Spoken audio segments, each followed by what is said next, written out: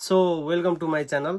आज चाहिँ यो भिडियोमा मैले स्टडी इन साउथ कोरिया नेपालबाट D2 भिजा र D4 भिजाको बारेमा बताउन गइरहेको छु। मेरो पुरानो च्यानल थियो, 4-5 हजार सब्सक्राइबर भएको, त्यो चाहिँ ब्यान्ड भयो। अनि त्यसपछि मैले बनाउन छोडिदिइसकेको थिएँ। तर मैले भिडियोहरू हेरिरहँदाखेरि चाहिँ अहिलेको भिडियोहरूमा एकदम मिसइन्फर्मेसनहरू सर्कुलेट भइरहेको देखेपछि चाहिँ अब चाहिँ बोल्नुपर्छ, अब सही इन्फर्मेसन चाहिँ पुर्याउनु पर्छ जस्तो लागेर बोल्न गइरहेको छु। म कोरियाको लगभग 3.5 वर्ष हुन लाग्यो। सो म चाहिँ एसटी मिराकल कन्सल्टेन्सीबाट आएको थिएँ। मेरो यहाँ आउँदासम्मको लागत चाहिँ त्यतिखेर 2023मा आउँदाखेरि 9-9.5 लाखसम्म लागेको हो। र तपाईहरूलाई यदि डकुमेन्टेसनको बारेमा पनि अर्ली स्टेजदेखि नै बुझ्नु छ भने चाहिँ कमेन्टहरू गर्नु होला, अनि सब्सक्राइब गरेर सेयर पनि गर्नु होला। म त्यो पनि भिडियो बनाइदिउँला। अहिले चाहिँ मैले यो डकुमेन्टेसनहरू हाम्रो भेरिफाईहरू गरिसकेपछि के गर्ने भन्ने हिसाबको कुराहरू गरिदिन गइरहेको छु। त्यसपछि के गर्ने भने तपाईँहरूको डेट लिनुपर्छ, ग्रुप भेरिफिकेसनहरूको कुरा हुन्छ है।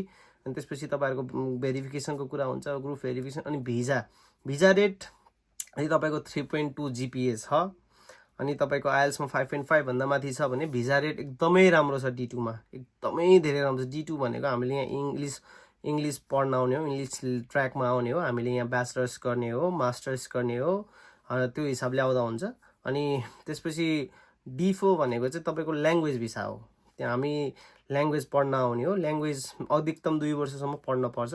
त्यसपछि अनि चेन्ज गरेर फेरि हामीले ब्याचलर्स गर्न नि पायो। यहाँ आएर आइएल्स गरेर कुनै पनि हुन्छ, आइएल्स नगरी पनि चेन्ज गर्न मिल्छ। त्यसपछि इङ्ग्लिस ट्र्याकमा गएर त्यसरी पढ्दा पनि हुन्छ।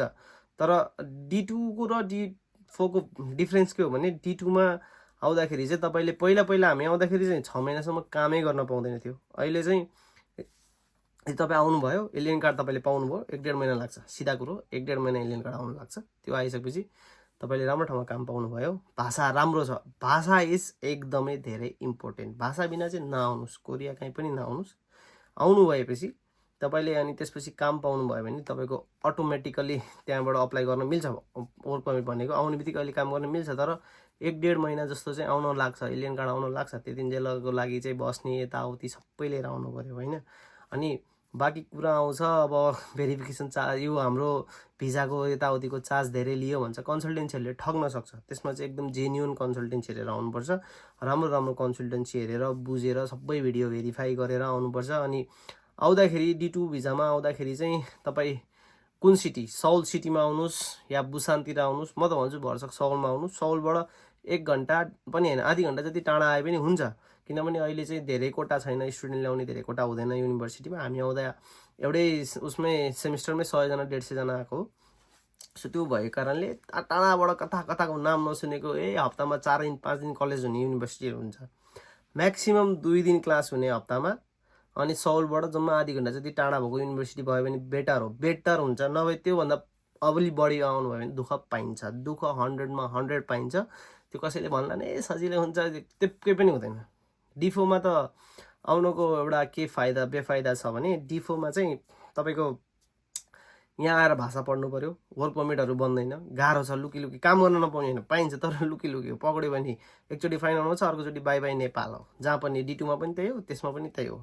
त्यो हिसाबले फेरि नराम्रो पक्ष भयो यो चाहिँ D4 को राम्रो पक्ष भनेको चाहिँ तपाईँले ल्याङ्ग्वेज पढ्नुहुन्छ 2 वर्षसम्म। त्यसपछि तपाईँले ल्याङ्ग्वेजमै ब्याचलर्स गर्न नि मिल्यो। त्यो भनेको तपाईँको भाषा बवाल हुन्छ, कामहरू पाउनु बवाल हुन्छ। तर त्यतिन्जेल 2 वर्षसम्म लुकीछिपी काम गरेर बचेर यताउति गर्दाखेरि चाहिँ गाह्रो, एकदमै गाह्रो छ। सो त्यसको कम्पेरिटिभमा D2 राम्रो हो होइन। त्यही अब अरू यही सम्बन्धी केही यताउति बुझ्नु छ भने मेसेज गर्न सक्नुहुन्छ। मेरो फेसबुक लिङ्क म प्रोफाइलै यहाँ हालिदिन्छु, त्यहाँ मेसेज गर्नु होला। अनि सब्सक्राइब सेयर लाइक गर्नु जति सक्दो। राम्रो भ्युजहरू आयो भने म अभियसली अरू भिडियो पनि बनाइहाल्छु। धन्यवाद।